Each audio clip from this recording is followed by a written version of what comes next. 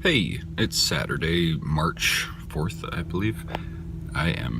It's 7 a.m. It's actually 7:06. I'm running late. I've got to haul booty down to Malibu. It's a 3-hour drive. I need to be there by 9:30. That's not going to happen. It's 7 o'clock. I'm going to get there after 10. And I still have to go get cash. And I have to drop off a key. Getting on the road. Turn off the music. There you go.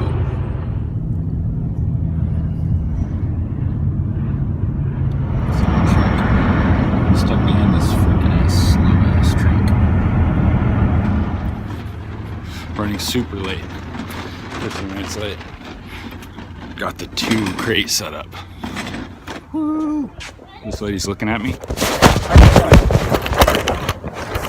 I didn't take a picture. You're looking at me. Why are you staring at me? I didn't have it pointed at you. Oh, it was pointed at my face. You thought it was you, but actually there was a video camera facing me. Okay, so I'm ready to talk about it. Dude, that sucked. So, use the left 2 lanes to turn left onto Lost Hills Road. When I walked in, I was a half an hour late. I might as well have not gone at all. That's how I felt. But now I've driven away about 10 miles, I'm realizing I'm sure there are books there. I felt defeated. When I walked in, it was a tiny room, not even an eighth of the size of the Vets Hall in San Luis Obispo, where the San Luis Obispo sale was. San Luis Obispo hardly advertised it. It was just a small little notation, San Luis Obispo book sale. In a quarter mile, turn left onto Calabasas Hills Road. Laser there. This one, tiny little room, every single person. Not everyone had a laser. A lot of people had lasers, but everybody had their phones open. Everyone was scanning items. Half an hour later, turn left onto Calabasas Hills Road. Had huge amounts of books. It was such a small room, I couldn't get my rig in there. You know, the hand truck and the collapsible boxes and stuff.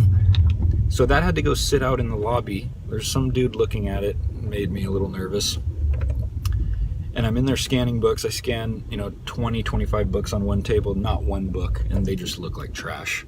I go to the next thing. I start scanning books. A lot of borderline, but no good ones, it looked like.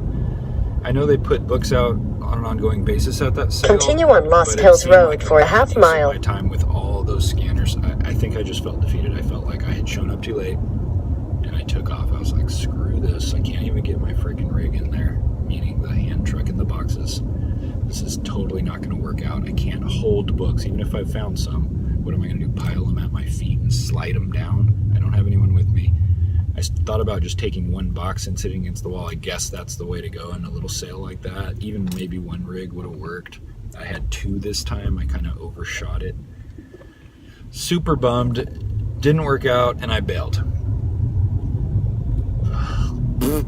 Dude, this stuff happens. In 1,000 feet, turn left onto Malibu Hills Road. Probably just take one rig, always inside at a time. 2, I always turn left onto Malibu Hills Road. Early. You always have to be a half hour early, okay? You show up a half hour late, you might as well have not gone. That's kind of how I feel, or you're going to feel defeated. Be there early. Head north on Lost Hills Road toward Agora Road. Okay, so even though that trip was a total disaster, I'm still not home yet. It taught me some valuable lessons. 1, I shouldn't have given up. The reason I gave up is I have something drawing me back home, which is my other job. I was feeling bad for even doing this, and when it turned out it wasn't going to be the 200 books I was expecting, I gave up and left. I should have probably stayed. I think they were putting out books all the time. That's what the ad said, and the competition would have dwindled out over time, and I think I could have got a lot of books. I should have stayed. If I had someone with me, I probably would have stayed. Also, another lesson. Should have definitely called and found out what kind of space they have. I gotta drive. What kind of space they have. If it's, well, and then you plan accordingly, okay? I can't bring 2 big rigs into this tiny little space. That space would have required me having another person, I believe. Another person to grab the books from me. I just don't think you could even get a rig into that place. You'd have to be there very early and set up, and they'd have to allow you to go in there with your thing. It would have been tough. For that space, I really would have needed someone else. So always call them in advance and arrive a half hour early. It's time for the book sale. 6 o'clock.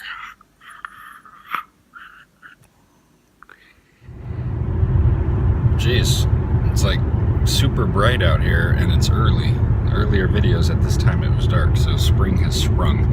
Anyways, I'm running late for the Brover Beach book sale. Woo! It wasn't on bookfinder.com. Chris, my buddy, found it, and we are headed there now. I'm driving, I've got my coffee. I can't believe I'm running late again. Jeez. But I'm not going to be there late. I'm going to haul ass. But I'm going to haul butt. I'm running out of batteries. We just finished. We got 22 books. Thanks for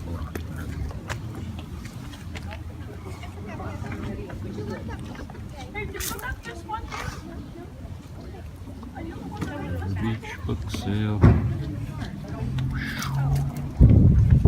Alright, so as you saw, I got a new green bungee cord. That thing was tighter. It holds the bottom thing tighter, so you can actually just pull it back without even supporting it. You used to have to like use your hand and hold it to pull it back. You don't have to do that with the tighter bungee cord. I bought this in a little thing from Home Depot. Also, the books were 50 cents for paperback, an inch, and $1 per inch for hardcovers. I got 22 books, actually 21. I paid an average of $1.03. I think that's what it worked out to per book.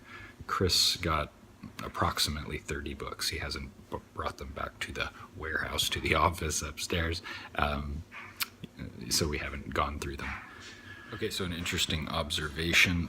While I was there at the book sale, I was standing outside kind of preparing, and I rolled down. As I rolled down, I saw that they just started going through the books. It was 7:58, okay? I walk up and I says, do I have to pay? No. I park my gear and I watch a lady walk up a minute later, not a minute later. It's exactly 8 o'clock because I overhear the conversation. She goes, oh my gosh, I can't believe I'm so late. She has a scanner in her hand. I can't believe I'm so late. Oh. And that is similar to how I reacted when I arrived late at the Malibu sale. This woman didn't realize that she wasn't late at all. She only missed maybe a half a second, maybe 30 seconds. She didn't miss anything significant regarding the sale. And she could have got just as many or more books, especially because she had a scanner, than most of the people there. Okay, I'm sure that was true of me, even though I arrived a half an hour late.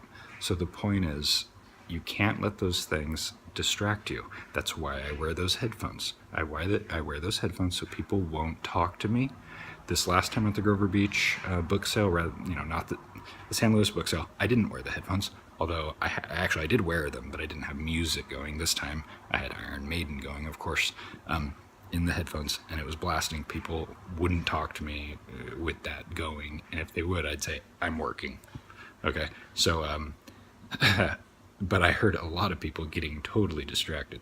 So anyways, you can't let things distract you. That's why I wear the headphones, so people don't bother me. And you also can't let your psychological construct regarding your perception of your lateness or your late arrival or negative thoughts regarding how that will impact how many books you get stop you from continuing on in pursuit of your goal, which is to source books. Okay, so I definitely let it defeat me in the Malibu video, which I'm gonna attach to this at the beginning. Okay. No time travel, no being not there, cause in the moment's a critical component, and presence is the essence of your relationship with another. For what I can't change, acceptance my rudder. Strive to improve where I can with dedication, like the motherfucking man that I am, like a long distance runner with single point of focus and golf coping. With single point of focus and golf coping.